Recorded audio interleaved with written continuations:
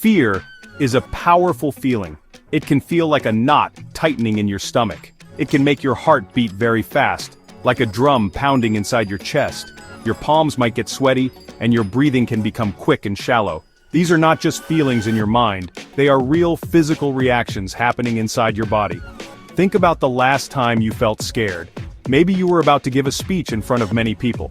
Or perhaps you were walking down a dark street late at night. That sudden rush of energy, that feeling of being on high alert, is your body's natural alarm system kicking into action to protect you from what it sees as a threat. This response is an ancient survival mechanism. It is deeply programmed into our biology. Our ancestors needed this system to stay safe from real dangers, like a predator lurking in the bushes. When they sensed danger, their bodies would instantly prepare them to either fight the threat or run away from it as fast as they could. This is often called the fight or flight response. Even though our modern lives have very different dangers, like a stressful job interview or a difficult conversation, our bodies can still react in the very same way. The alarm bell rings just as loudly, even when the threat is not a physical one. So, what exactly is happening inside you? When your brain perceives a threat, it sends signals to release hormones like adrenaline and cortisol. These hormones are responsible for the physical sensations you experience. They increase your heart rate to pump more blood to your muscles. They sharpen your senses, so you become more aware of your surroundings. They even slow down other body functions like digestion to save energy for the immediate crisis. This is an incredibly smart system designed for one purpose: to keep you safe and alive in a moment of perceived danger. It is important to understand that fear is not your enemy. It is a messenger. It is trying to tell you something important. It is telling you to pay attention and be careful. The problem arises when this alarm system becomes too sensitive. It starts ringing for things that are not truly life-threatening, like thinking about your finances or worrying about what others think of you.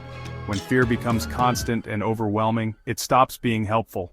Learning to understand this feeling is the very first step toward learning how to manage it and not let it control your life and your decisions. It is very easy to feel isolated when you are in the grip of fear. You might look at other people and think they have it all figured out. They seem so confident, so calm, so fearless. But I want to tell you a simple truth. Everyone feels fear. The successful business leader, the confident public speaker, your cheerful neighbor, even the bravest people you can think of, they all experience fear.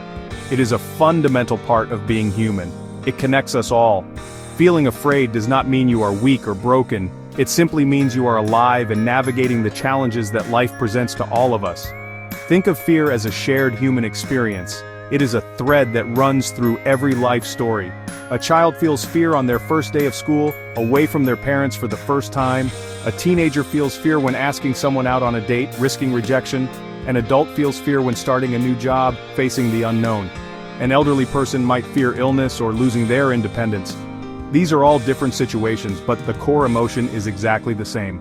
Recognizing this shared nature of fear can be incredibly comforting. It helps you see that you are not on an island, struggling all by yourself. Our modern world can often make us feel like we should be fearless. Social media shows us curated images of perfect lives where no one seems to have any worries. We are told to be strong and push through our anxieties.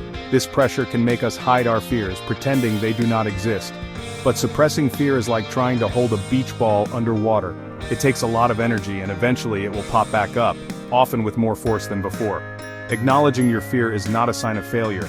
It is a sign of courage and self-awareness. It is the first step toward building genuine mental resilience. So, the next time fear visits you, try not to judge yourself for it. Instead, meet it with a little bit of compassion. Say to yourself, "It is okay that I am feeling this way. This is a normal human feeling." This simple act of acceptance can change your relationship with fear. It transforms fear from a terrifying monster into a familiar visitor. It is a feeling that comes and goes, just like any other emotion. You are not your fear. You are the person who is experiencing the fear, and you have the power to decide how you will respond to it, with kindness and understanding for yourself. When fear feels overwhelming, having a practical toolkit can make all the difference. These are not complicated techniques, they are simple, actionable steps you can start using today. The first tip is to breathe deeply. When you are scared, your breathing becomes fast and shallow. By consciously slowing it down, you send a signal to your brain that the danger has passed. Try the 3-4-5 method. Breathe in through your nose for a count of 3, hold that breath for a count of 4, and then breathe out slowly through your mouth for a count of 5. Do this a few times. You will feel your body begin to calm down almost immediately. The second tip is to name your fear. Often, fear feels like a big, vague cloud of anxiety.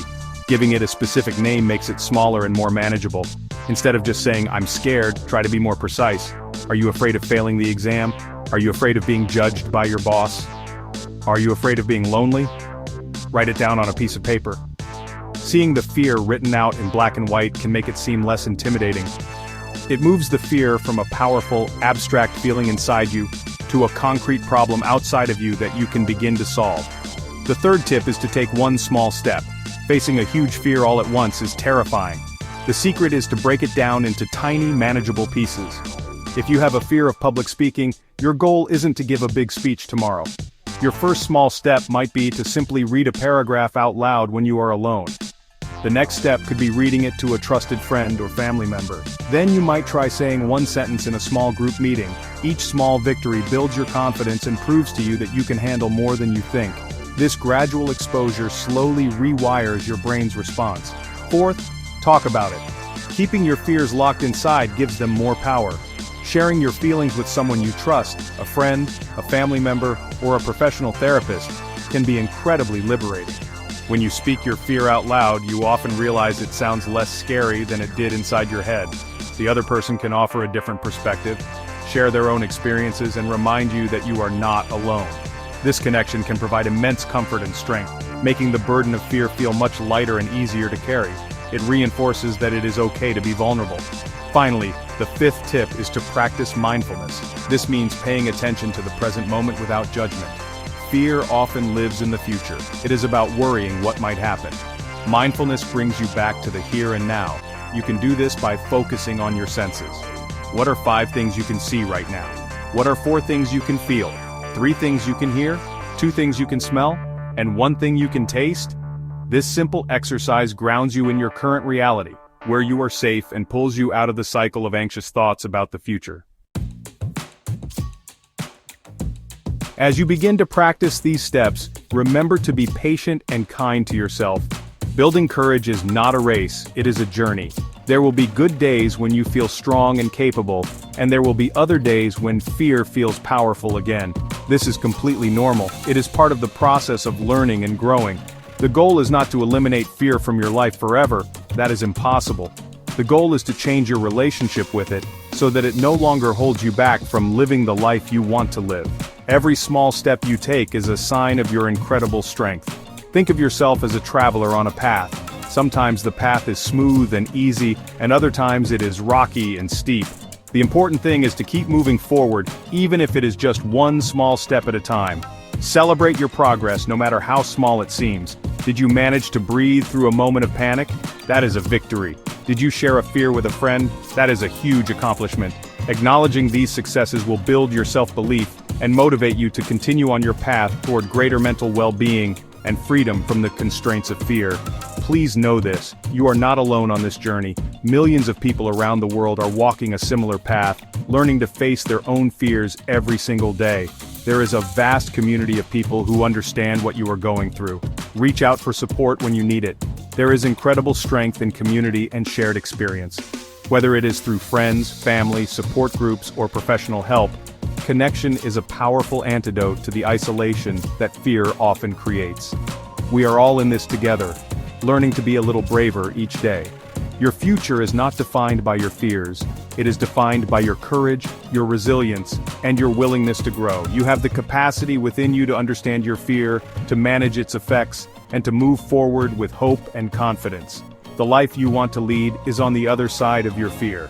By taking these small, practical steps, you are not just conquering fear, you are reclaiming your life. You are opening yourself up to new possibilities, new experiences, and a deeper connection with yourself and the world around you. You can do this.